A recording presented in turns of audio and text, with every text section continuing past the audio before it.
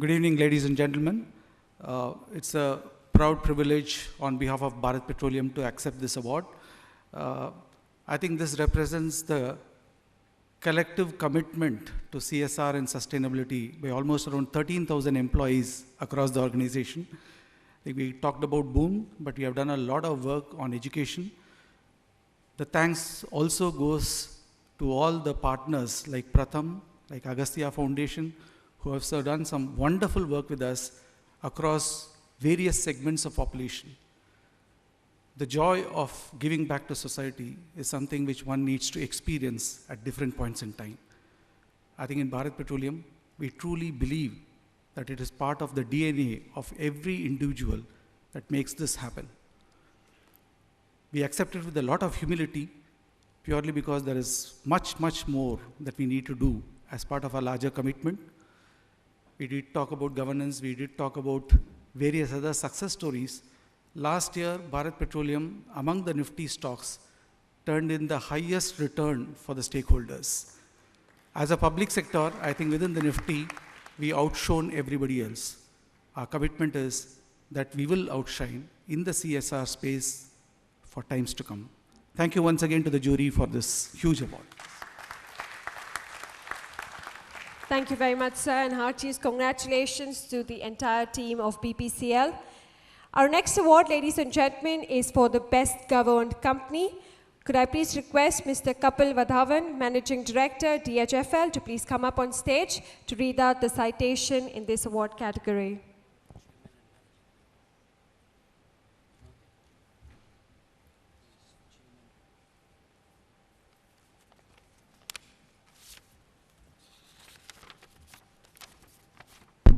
Good evening, everyone. Best Governed Company Award 2014. One of India's global powerhouse with presence in 25 countries across emerging markets of Asia and Africa, this corporate brand and its product brands are deeply entrenched in Indian psyche and respected by all its stakeholders. This is something that the company has actively pursued through its commitment to professional management with a bias for transparency, accountability, and empowerment through meritocracy. It is driven by its core value of making a difference to all whose life you touch and continues to do just that. With a diverse, cohesive, and empowered board comprising of a committed team of professionals with unique competencies that supervises and encourages the management to adopt best of corporate governance practices and processes, it continues to deliver enhanced stakeholder value. A board which not only provides a strategic oversight, but also ensures high degree of transparency and disclosure practices, as well as robust risk management processes across its value chain. To a company whose board, as well as management team, upholds the principles and practices of good corporate governance, Asian Center for Corporate Governance and Sustainability is happy to honor Marico Limited with Best Governed Company Award 2014. Yes, inviting Mr. Harsh Mariwala, Chairman, Marico Limited, to please come up on stage to accept the award for the Best Governed Company 2014.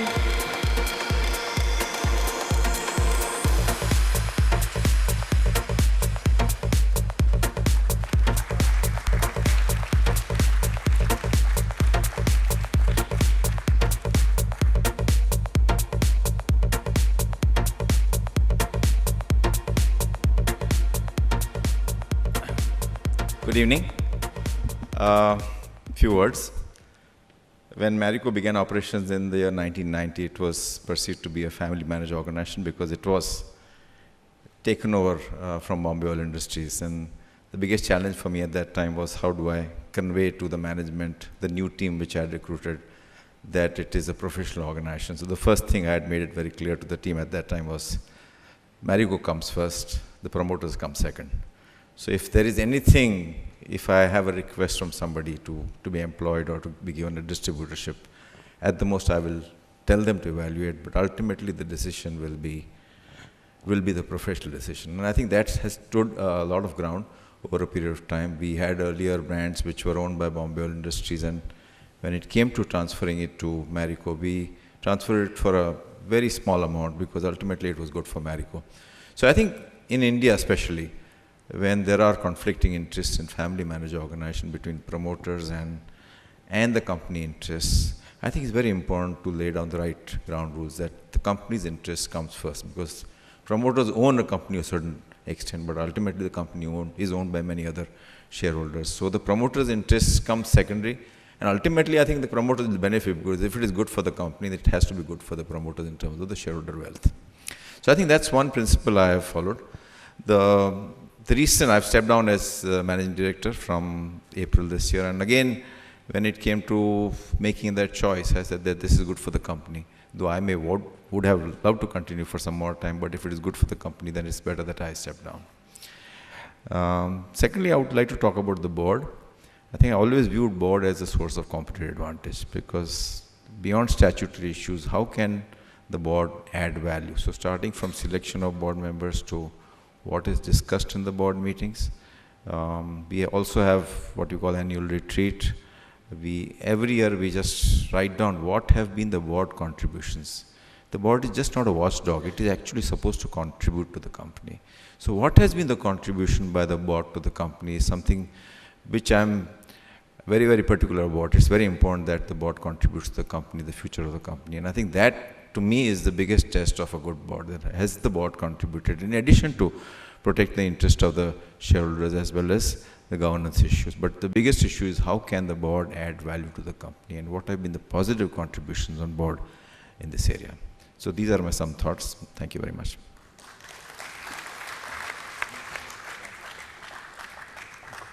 Thank you very much, sir. Congratulations. Our next award for today, ladies and gentlemen, is the Lifetime Achievement in Public Governance Award. Could I please request Mr. M.G. Parmeshwaran, Director, FCB Ulka, to please come up on stage to read out the citation for this award.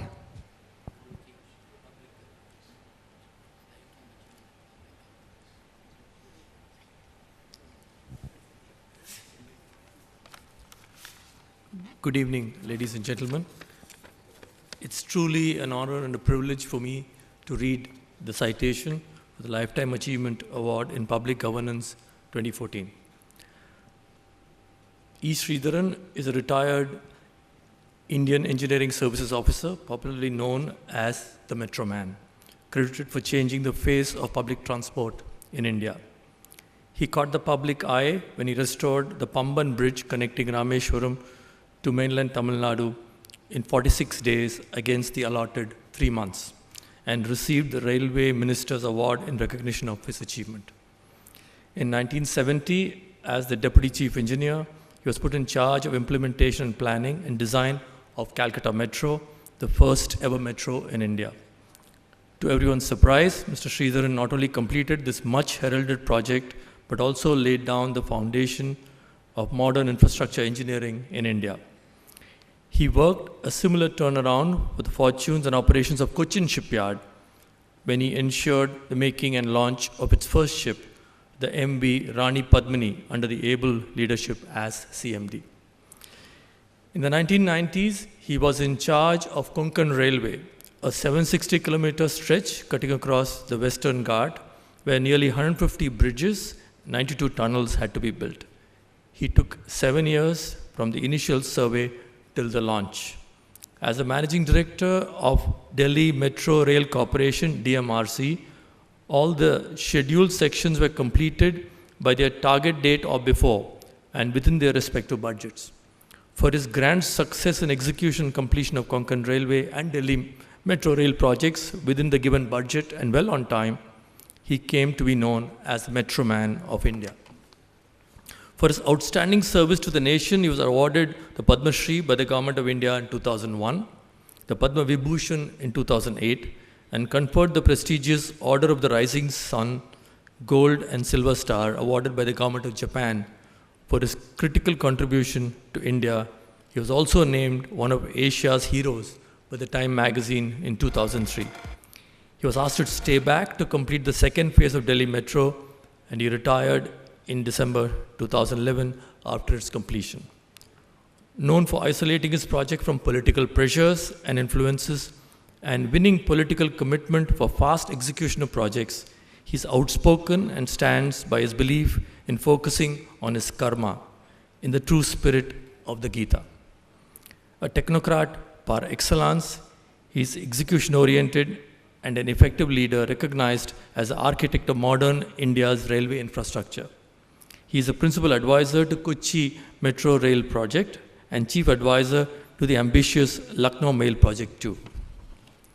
For his non-compromising stand for the good of society and outstanding service to the common man of India, Asian Center for Corporate Governance and Sustainability is proud to present the Lifetime Achievement Award in Public Governance 2014 to Mr. E. Sridharan.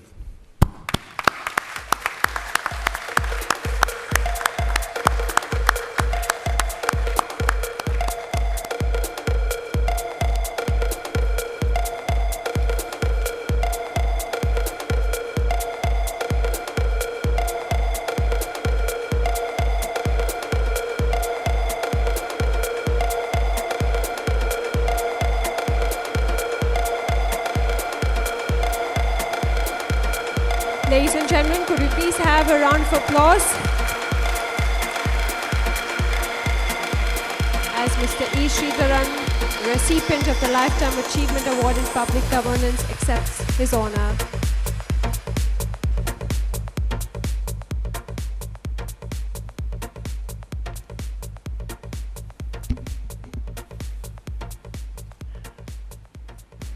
This is indeed a very proud moment for me to receive this prestigious award from the Asian Center for Corporate Governance and Sustainability.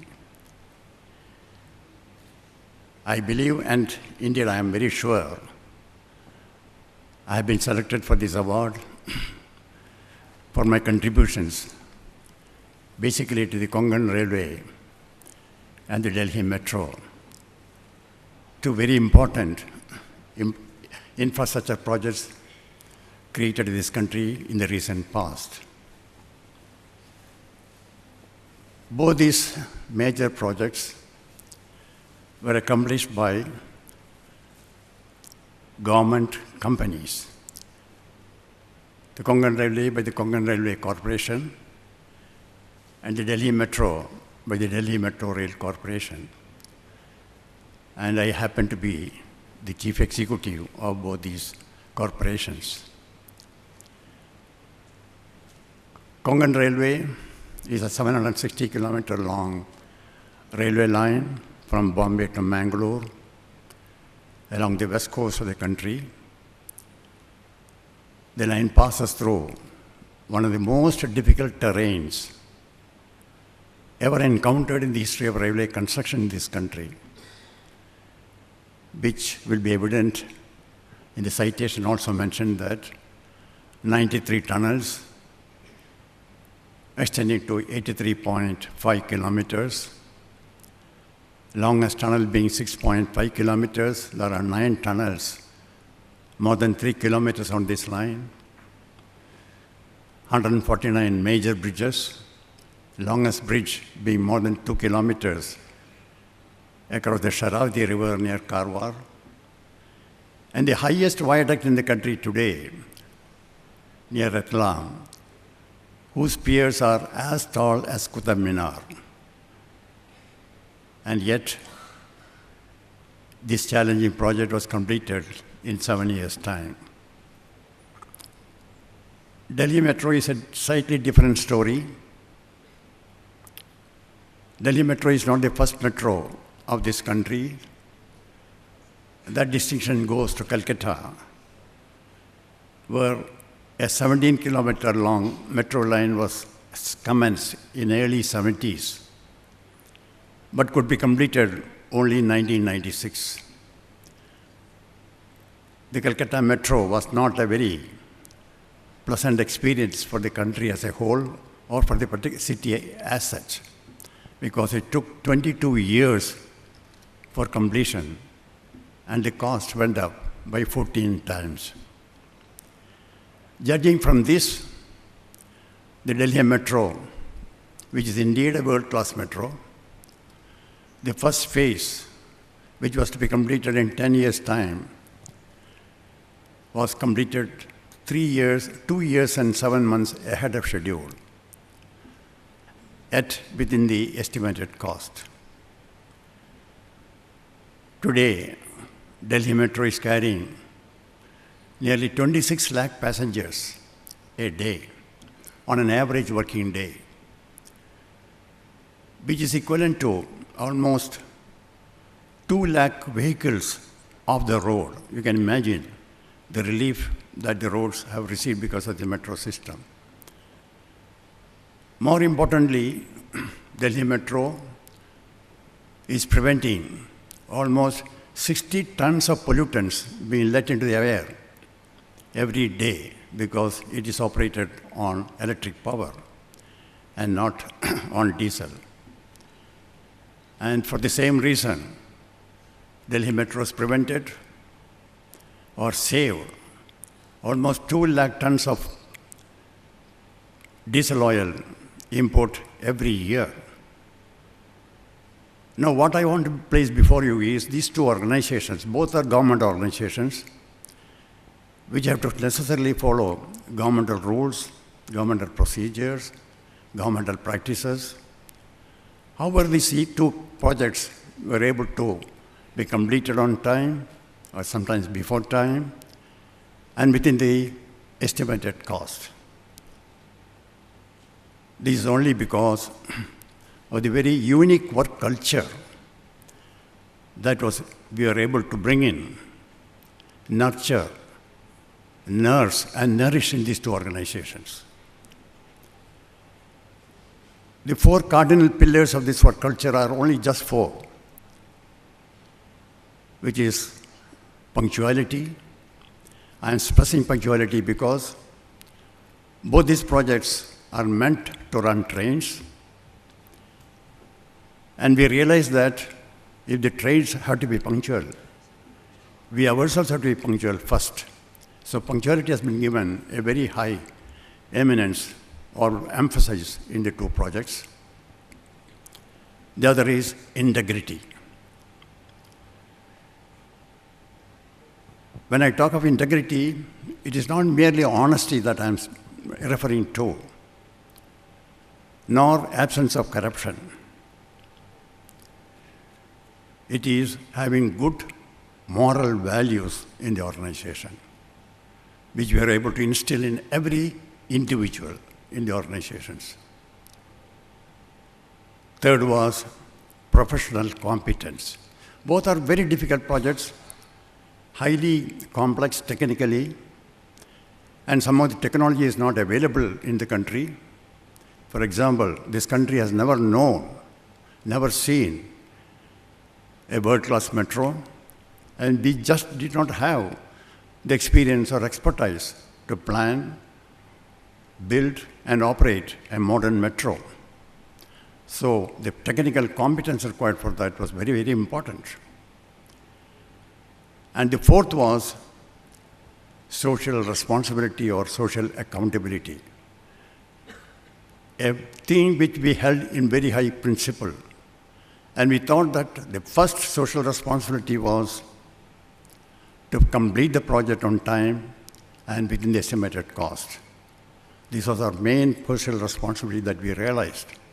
There are very many things that we did, which I don't want to take your time to mention what are the other social responsibilities that we discharged while executing these 2 projects. I am happy that the Asian Center for Corporate Governance and Sustainability had recognized the service rendered through these 2 projects, and I'm extremely grateful to the chairman and the jury members for selecting me for this award. Thank you very much.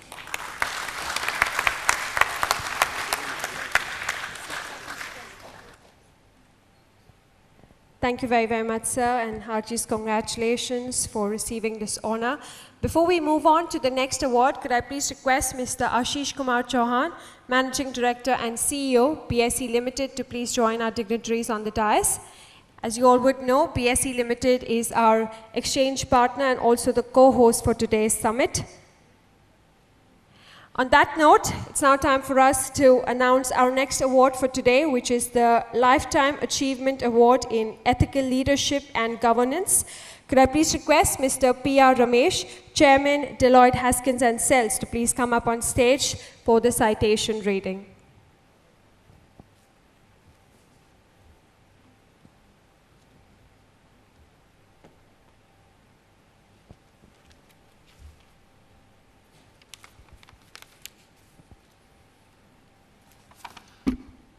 Lifetime Achievement Award in Ethical Leadership and Governance.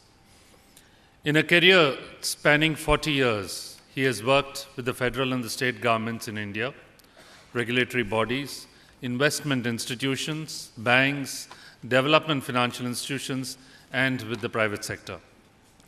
When he was appointed the Chief Secretary of Tripura, he became the youngest ever in the country to hold such a position in any state government, and led the state's transformation from an entity that could not pay salaries in time to an overdraft-free state that was recognized for fiscal discipline.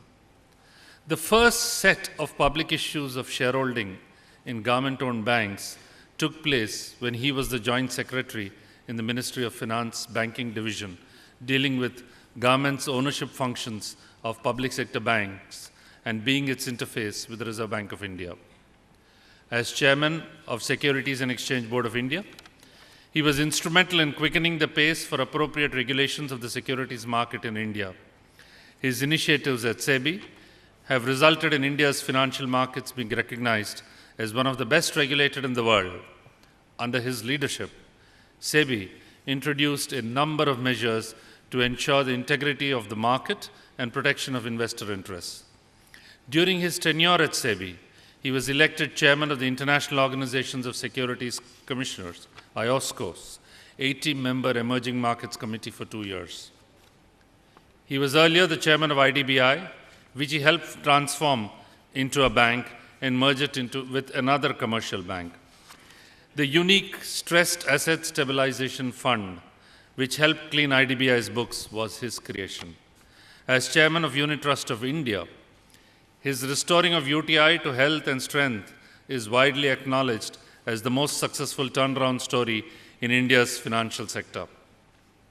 As an independent director on some of the corporate boards, he continues to push the agenda of good corporate governance practices, thus benefiting all stakeholders of that business.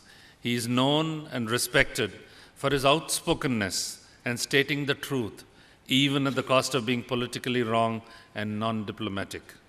An articulate and captivating orator, he speaks regularly at various forums around the world, delighting listeners with a sharp wit, insightful observations, and a subtle sense of humor. He is the recipient of many prestigious awards and accolades for leadership, transformation, and public services. For being a true champion of good governance and altering the governance landscape of the Indian securities market for better, and his ethical leadership, Asian Center for Corporate Governance and Sustainability is proud to present the Lifetime Achievement Award in Ethical Leadership and Governance 2014 to Sri M. Damodaran.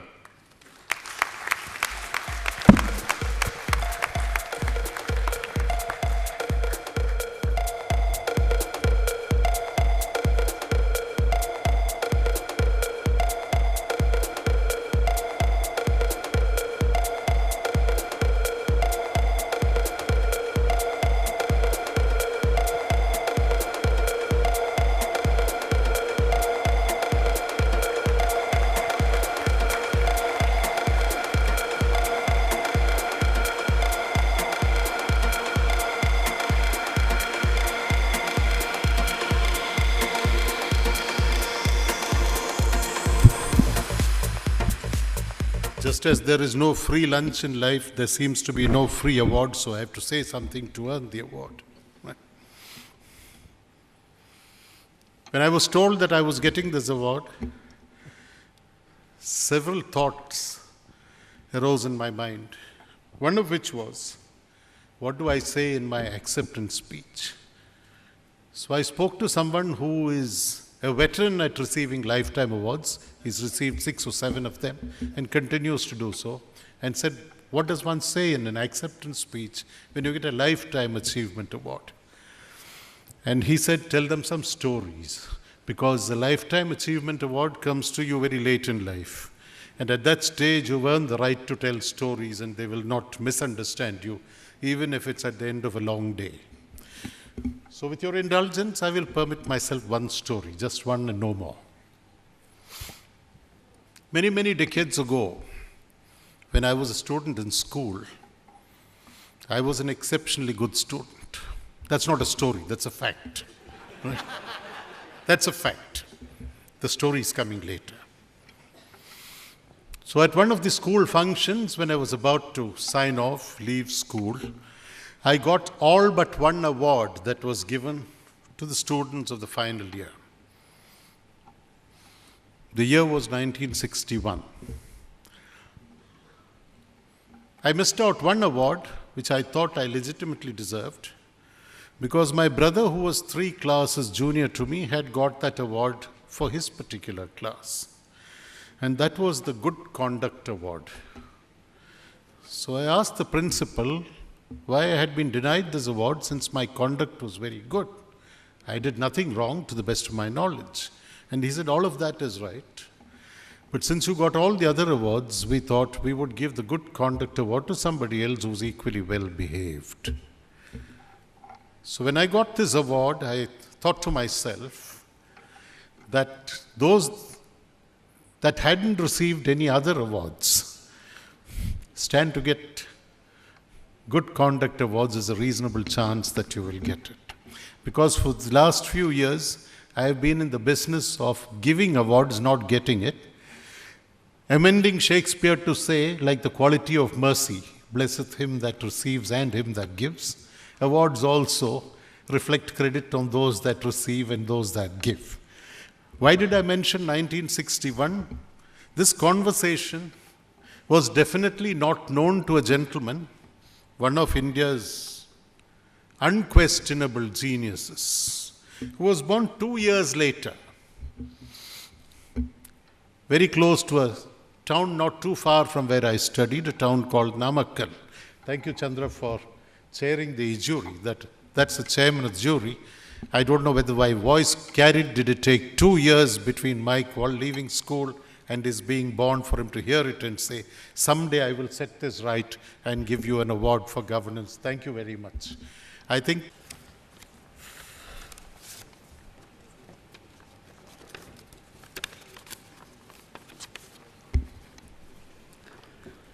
Best Transformational Leader Award 2014. The young son of a pharmaceutical wholesaler who used to read patient information leaflets as a boy in Kolkata is today a self-made billionaire responsible for changing the face of Indian pharmaceutical industry. His knack of picking up distressed assets and turning them around inspires both awe and envy among competitors. But even the reputation hadn't prepared the market for the April announcement of Sun taking over Ranbaxy Laboratories for $3.2 billion. The acquisition, for which approvals are being sought, will create a company with combined sales of rupees 24,000 crore. He built his enterprise from scratch starting in the early 1980s. Today, the Sun is among the fastest growing generic companies in the United States market and the most profitable in India. It took 28 years for Sun to reach the 1 billion revenue mark in 2010, but mere 2 more years to touch 2 billion and another 2 to double it further to 4 billion in 2014. It is now the 5th largest generic drug maker in the world. From being yet another promising, albeit low-profile Indian generic company a decade ago to the torchbearer of the homegrown pharma industry, Sun has come a long way in a short time. The reason for this is his hands-on management style, which is conservative and bottom-line focused, yet has delivered high growth. He has also initiated steps to steer Sun Pharma towards innovation aimed at rediscovering old molecules and creating highly specialized branded generics. He has built a lot of capital and reinvented his company over a period of time. He started his business in 1983 and set up his first generic factory in Vapi in Gujarat and never looked back. For next 20 years, he and his team deepened their relationship with doctors and began introducing new therapies, new therapeutic drugs. Sales began going through the roof. Divisions that typically grew at 30% every year were scaling up at 60 to 65%. Like most Indian owner entrepreneurs, he led every major activity and the buck pretty much stopped with him. Very early in the journey, he took a contrarian bet, eschewing acute therapies in favor of chronic therapies. Sun Pharma now has about 500 such brands in the market being sold by its 21 divisions, and its relationship with specialist doctors are the envy of the industry.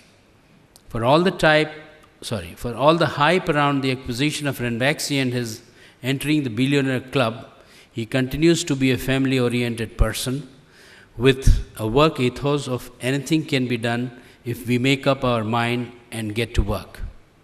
He is quiet in posture but aggressive in intent. A strong and hands-on captain as well as an excellent team player, he is warm and approachable.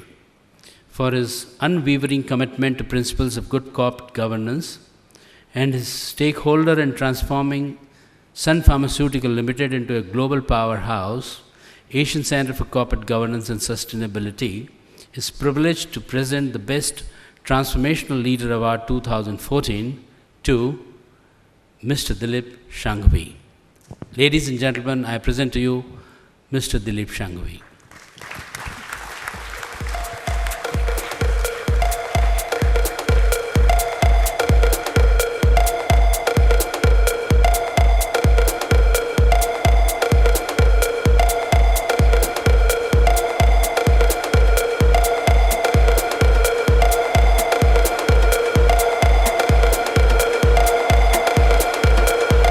By the way, can we have the music stop, please? By the way, this jury took this decision of conferring on him the Transformational Leader Award much before ET Award had conferred it on him.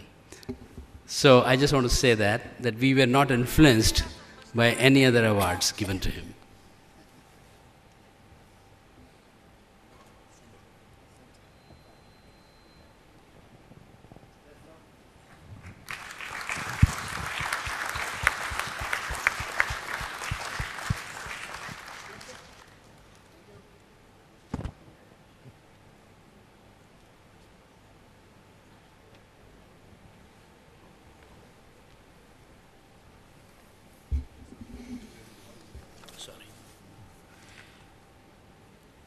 Dignitaries on the dais, Asian Center for Corporate Governance and Sustainability, and friends. Clearly, Asian Center sees in me things that I have never found in myself. So when I look at my life, I see that most of the times I have been lucky to be at the right place at the right time. And maybe in many situations we've worked towards converting current difficulty into a competitive advantage.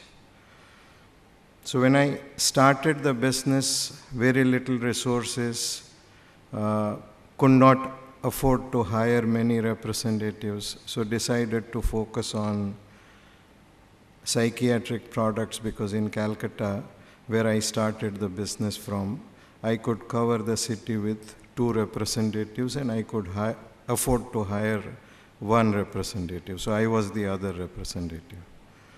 So as Mr. Chauhan said, that rather than giving up on acute care products, which were large products at that time, we were able to only do specialty product. And then that is what we continued to do, and that is, at that point of time, those were all very small products, say 30, 35, 32 years back, cardiology diseases, psychiatric diseases, very small indications. Over a period of time, I think the life expectancy has gone up, and drugs for treating chronic ailments, usage in market has continued to improve. And because I think we were making products which were for diseases which were very small in terms of size, we were not able to source active raw materials from international market. So to be able to bring these products to India, we needed to invest in R&D. And I think this accidental investment in R&D allowed us to then extend this development capacity also to the US. And over a period of time, of course, we've done well in the US. US now is more than 2/3 of our total turnover. But as I see, I think all through this journey, what has helped us and what has allowed us to consistently perform better than competition is the commitment of our people, managing various aspects of our business, who've been with us for long periods of time, who've given beyond what is expected out of them in normal course of business. However, I see huge opportunity for the country, opportunity which if we are able to manage effectively, we can truly transform the face of pharmaceutical industry in India.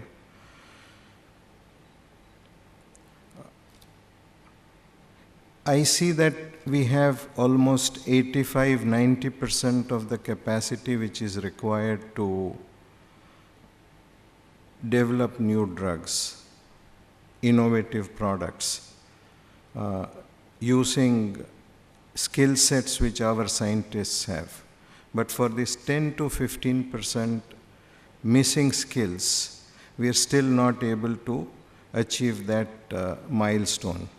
And at some point of time, I think if we are able to achieve that milestone and if we are able to file and get approval for a few complex products globally, then I think I would be very happy and believe that we've been able to transform the business. Thank you.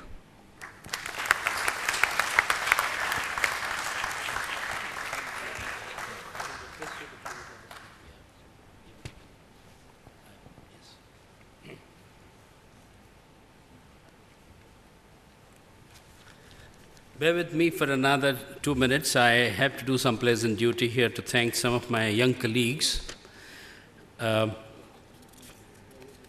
All the hard work that you have seen, Chandra was asking me how much time does it take to prepare for an event like this, so I told him 6 months. And therefore, I'd like to recognize my Team Asian Center here. But before that, I also want to recognize the help from one of the creative organization which helped us create the logo of Women Directors Network. That is FCB Ulka. Thank you, M.B. Parameswaran, for, I think it was a breakneck speed kind of work that your team did, barely in 2 days' time, and I rejected their work 3 times. Yet they came back to me with such alacrity. Thank you very much, MB, for such a help. The youngsters that I want to recognize here from Asian Center for Corporate Governance team is Shashwat. I want you to come and stand here one by one as I introduce you. Rohit, Aniket, Kushal, Vaibhavi, Aniket, Gaurav, Mayur, Nilay, Sagar, Sainath, and ladies and gentlemen, I'll be failing in my duty if I do not give profuse thanks to one individual in my life. Most of you know her. She's Mrs. Anita Chauhan. Thank you for bearing with my hectic time schedule of 17 hours in last 4 or 5 days, 17 hours a day to 18 hours a day. And last night we worked till 3 o'clock night. Doing all the citations that were read today are single-handedly handled by her. Thank you very much for doing this research. She does it not because she's my wife, but because she's an academician in her own right, and she's a visiting faculty at Narsi Monji and teaches corporate social responsibility and corporate governance. She's also a trainer for board of directors, thanks to Phil by IFC World Bank Group, and she does a lot of research work. Therefore, she is my partner not only in my life, but also in my professional life. Thank you for that. May I request you to join this group, and I will request all of you youngsters, if you can sit here, and the awardees will be standing behind you. That is your moment of glory. Come and sit here. Can we have a picture? Ladies and gentlemen, on that note, we would like to request all our recipients to please join us for the group photograph. Kaumudi, of course, please join.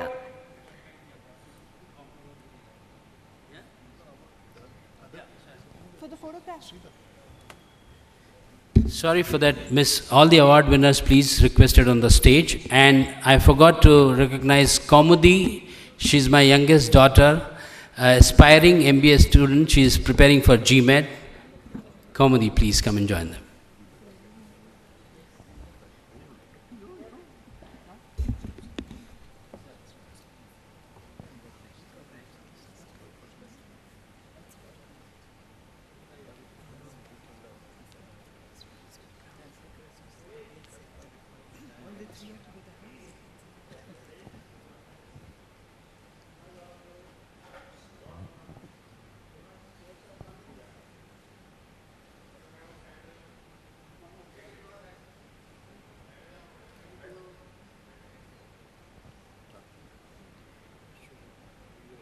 Thank you.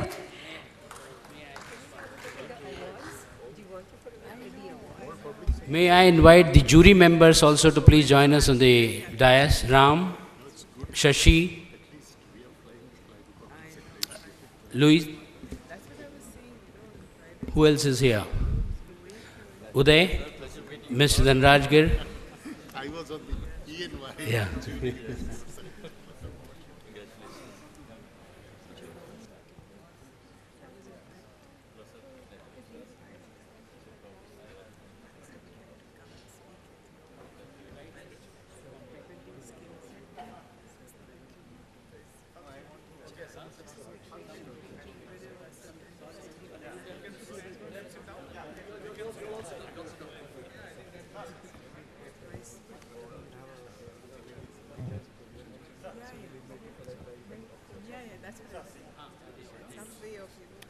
Ladies and gentlemen, could we please have a huge round of applause for all our recipients. Ladies and gentlemen, I'm sure we can do with a slightly louder round of applause because it's not every day where we have such inspiring leaders and pioneers on one platform.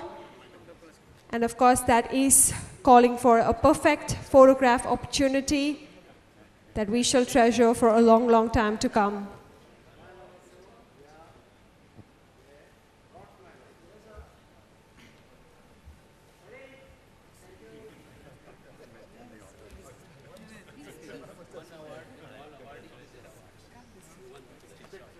All awards quickly, please. And we'd like to have one more photograph opportunity. And could I please request our team to please get the awards on stage as well.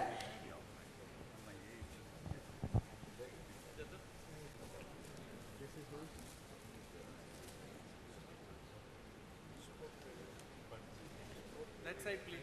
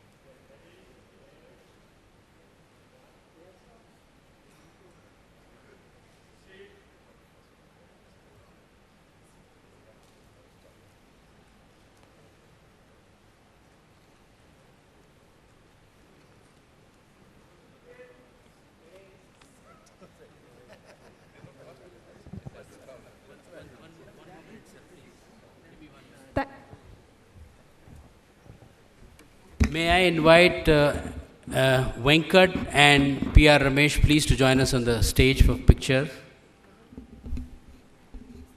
And Louis, please. How?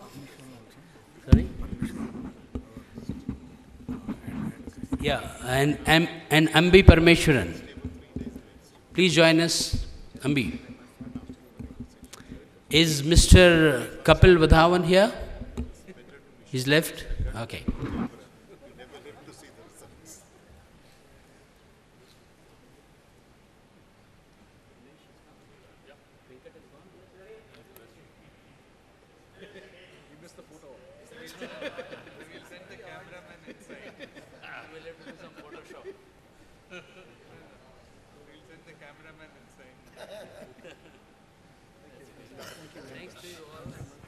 Thank you. Thank you very, very much. Thank you very much, ladies and gentlemen in the audience. Thank you very much for taking time out from your busy schedules to make this summit a truly successful one. Once again, congratulations to all our recipients. And here's wishing all of you a fantastic day ahead. Once again, thank you very, very much and have a great day ahead. Thank you.